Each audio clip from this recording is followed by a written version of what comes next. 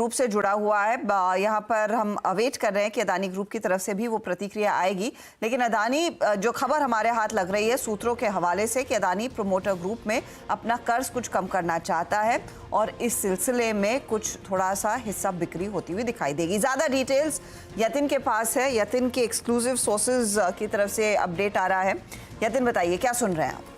Good afternoon Arshad. देखिए, सूत्रों से हमको ये जानकारी मिल रही है कि अदानी ग्रुप की जो प्रमोटर एंटिटीज़ हैं, ये अपना जो ग्रुप होल्डिंग है ये कम करना चाहती हैं। लिस्टेड कंपनी जैसे कि अंबुजा सीमेंट्स और अदानी पावर, इन दो कंपनियों में सिलेक्ट ग्रुप एंटिटीज़ अपना हिस्सा बेच सकती हैं। हमको जो जानकारी मिल रही है 2 से 5% तक ये हिस्सा बेच सकते हैं, तो अप टू 5% हिस्सा वो अंबुजा सीमेंट और अदानी पावर, ये दो पर्टिकुलर स्टॉक्स में बेच सकते हैं। जो इन्वेस्टमेंट बैंकर्स हैं डील के करीब, ये हमको बता रहे हैं कि ट्रांजैक्शन बहुत जल्द होने की आशंका है और 15 से 20 हज़ार करोड़ रुपए तक जुटाने की ये जो योजना है, यहाँ आपको एग्जीक्यूशन होता हुआ दिखाई देगा। तो ब्रॉडली आप ये पकड़ लीजिए कि $2-2.25 बिलियन तक का ये स्टेक सेल अदानी ग्रुप के शेयर्स में हो सकता है। और अदानी ग्रुप को जब हमने कांटेक्ट किया कि ये स्टेक सेल क्या अंबुजा सीमेंट और अदानी पावर में हो रहा है, तो कोई प्रकार की टिप्पणी उन्होंने नहीं दी है। रिसेंटली प्रमोटर एंटिटीज़ ने अपना वारंट सब्सक्रिप्शन कन्वर्ट किया था अदानी की जो सीमेंट फ्लैगशिप कंपनी है अंबुजा सीमेंट में, और अदानी पावर के शेयर्स में भी ओपन मार्केट से खरीदारी कर रहे हैं।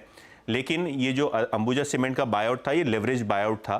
तो ये जो लेवरेज बायआउट है, उसको थोड़ा बहुत लेवरेज कम करने के लिए ये ट्रांजैक्शन को बहुत जल्द एग्जीक्यूट किया जा सकता है, ऐसा सूत्र हमको जानकारी दे रहे हैं। लेवरेज बायआउट मतलब उधारी लेके खरीदा था? बिल्कुल, ये एलबीओ बायआउट था अंबुजा सीमेंट का।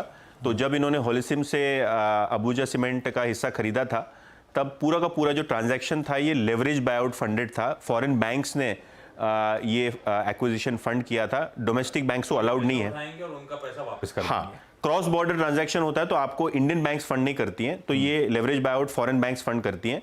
और इसी लेवरेज बायआउट की जो धनराशि है, इसको थोड़ा बहुत डीलेवरेज करने के लिए ये अंबुजा में ये रीजन हुआ। अदानी पावर में भी ऐसा कोई रीजन था या उसमें नहीं? अदानी पावर नहीं, जनरली, क्योंकि क्या है ना, अदानी पावर की आप देखें तो one of the best performing Adani group stock है। 2.5 लाख करोड़ की मार्केट कैप है। इनफैक्ट अंबुजा सीमेंट की मार्केट कैप है 1.5 लाख करोड़, अदानी पावर की मार्केट कैप है 2.5 लाख करोड़।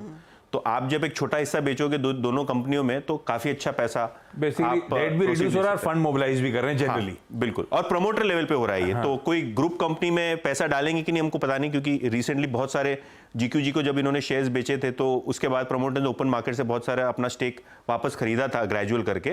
तो वो अब मुझे लगता है कंसोलिडेशन पूरा हो गया और अब ग्रुप की स्ट्रैटेजी जो है, आपने पिछले दिनों देखा होगा कि अदानी की जो एंटिटी है अदानी एनर्जी सोल्यूशन, जो पहले अदानी ट्रांसमिशन, यहाँ भी QIP किया। तो बहुत सारी कंपनी में हाँ पैसे मोबिलाइज कर रहे हैं ग्रुप लेवल पे, और अब प्रमोटर लेवल पे मोबिलाइजेशन की बात जो है शुरू हो चुकी है।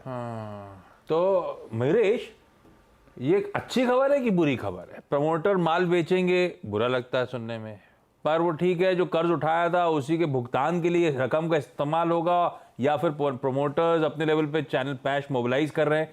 ये खबर कैसे लूं मैं? ये पॉजिटिव है as a shareholder in दोनों कंपनी में मेरे लिए, या नेगेटिव है? नहीं, तो अडानी के पर्सपेक्टिव से I think this news should be taken positively, दो चीजों की वजह से। एक, आई थिंक जो डीलेवरेजिंग है शेयरधारक के लिए, बिल्कुल बिल्कुल, तो दो चीजें आई थिंक। एक, I think as a group जो नेट डेट है वो अच्छी खासी कम हुई है in the past year itself.